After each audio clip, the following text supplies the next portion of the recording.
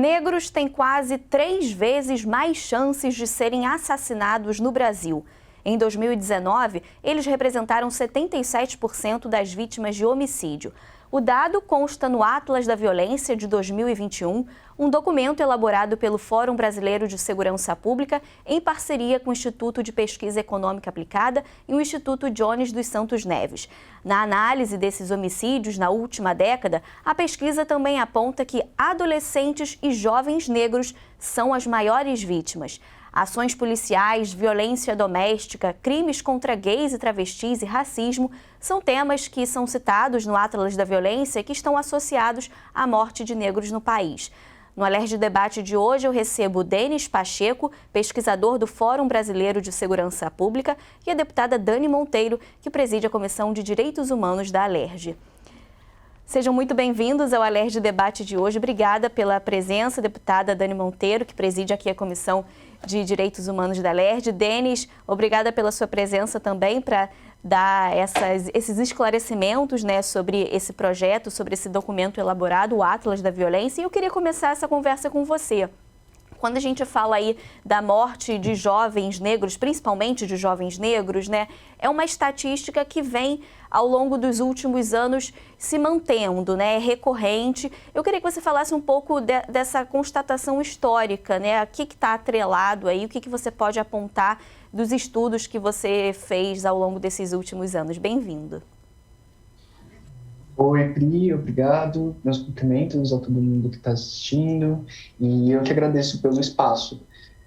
O que a gente observa, é uma continuidade histórica que não começa nesse primeiro ano da nossa análise, que é 2009. É uma continuidade histórica que já vem desde o período colonial, do período escravocrata, em que a gente tem a violência como principal linguagem, para a resolução dos conflitos no país e a população negra como principal alvo da violência letal intencional no Brasil. E mais do que uma permanência, a gente observa uma piora desses dados ao longo do tempo. Então, a gente tem esse cenário em que a chance de um negro ser assassinado é 2,6 vezes maior do que a de um negro. A gente tem uma diferença imensa entre as taxas de homicídio de negros e não negros. E ao longo da série histórica, a gente observa um aumento do número de negros mortos em relação a uma redução do número de não negros mortos. Então, muito mais do que uma diferença do risco de sofrer um homicídio, a gente percebe que essa diferença, essa desigualdade racial, ela vem aumentando ao longo do tempo, o que é bastante indicativo da ineficácia das políticas públicas que a gente vem aplicando. E isso são dados que vocês escolhem baseados em notificações, Denis? Ainda tem os casos de subnotificação que não tem acesso, ou seja, o cenário pode ser ainda pior. Exato. A gente não tem um preenchimento muito bom do campo de raça-cor, seja na saúde, que é de onde a gente tira os dados do Atlas, seja na segurança pública, que é de onde vêm os dados do Anuário Brasileiro de Segurança Pública. Então, isso também constitui parte desse problema da desigualdade racial. Deputada Dani Monteiro, preside a Comissão de Direitos Humanos aqui da Alerj.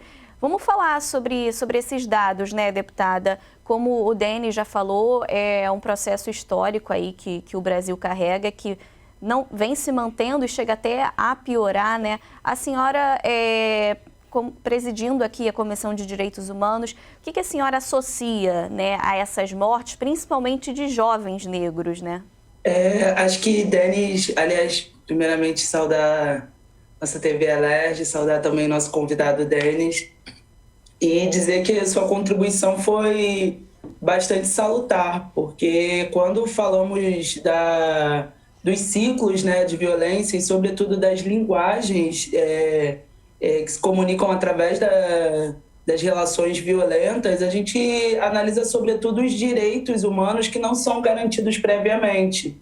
E aí eu falo diretamente para o adulto do direito humano ao trabalho e para a juventude o direito humano à oportunidade. Porque a partir da garantia do trabalho digno, há a porta de entrada para diversos outros direitos. Da mesma forma que a garantia para a juventude dá a oportunidade de sonhar. não havendo essas garantias, a perpetuação da violência é um ciclo que se permanece. Então, o que tem a ver a colonização de 350 anos atrás com o hoje? A gente não mudou a forma como é a relação com o trabalho, seja a de outrora, seja a de hoje. Da reforma da Previdência, do teto de gastos, de todo o pacote de maldades que votamos aqui na Alerj, a gente fala sobre uma relação de trabalho precarizada, onde as garantias do trabalhador não estão ali colocada. Então, a ausência desse direito faz com que o direito à vida como um todo seja violado. Então, qual é o contexto de que essas violências acontecem? Elas não têm só raça e cor, como disse Denis aqui. Elas também têm território, elas também têm gênero, elas também têm motivação comum dentre a maioria delas. Então, é analisar uma estrutura de sociedade. A violência não é uma ação de um indivíduo sobre um outro, ou de um grupo sobre o outro. Ela é uma ação coletiva, estrutural e estruturante da sociedade que vivemos. Deputada, focando na questão da violência policial, a senhora falou aí da questão que tem território, essas mortes, né, tem território, tem gênero, né, tem idade. Quando a gente fala de violência policial focado aí nas comunidades, né, que a gente sabe que são as maiores vítimas, tem dados aqui que apontam que 79% das vítimas de mortes de intervenção policial são de pessoas negras, 76% delas jovens entre 12 e 29 anos do sexo masculino, 98% do sexo masculino, e 70% desses homicídios foram por arma de fogo. A gente noticia diariamente casos aí dentro das comunidades, né, de intervenção policial. Eu queria que a senhora comentasse um pouquinho desses casos em respeito a essa estatística apontada no Atlas. Tem um apontamento mais geral, né, sobre a necessidade do desarmamento da sociedade como um todo e o quanto que uma lógica que favorece o armamento da população coloca em xeque uma lógica de militarização dos processos. O dado dá conta que a cada aumento de 1% de armas na mão da sociedade, há um aumento de 2% dos homicídios. E por que eu estou contextualizando tudo isso? Desde que assumiu o atual presidente, Jair Bolsonaro, ele vem flexibilizando o acesso à arma para caçadores e pessoas que obtêm o registro. Há um salto de quase que o dobro, né, de pedidos de registro junto à Polícia Federal. Isso é uma lógica de uma sociedade que, para dar conta das suas questões, dos seus problemas do cotidiano, ela entende a arma como a premissa dessa resolução. E por que a sociedade tem esse entendimento? Porque é a forma como o Estado se manifesta para a maioria delas. Ao falarmos de favelas, de periferias, da nossa Baixada Fluminense, do nosso interior, que são da onde, né, territórios que dão conta da maioria desses dados, eles são territórios onde muitas vezes é escasso a ação contínua do poder público na garantia de direitos como saúde, como educação, como moradia digna, saneamento básico, trabalho, como havia falado no início, oportunização da nossa juventude. E faltam todas essas ações de políticas públicas. No entanto, há uma que chega em excesso nas favelas, que é a pasta da segurança pública. Uma favela como a Maré, por exemplo, em tempos de ocupação militar, ela teve a estatística de um policial militar para cada 55 moradores da Maré. A Maré é uma comunidade de mais de 140 mil habitantes, é quase do tamanho de diversos municípios do nosso estado, e nunca teve o mesmo dado, a mesma equivalência estatística para professores e médicos.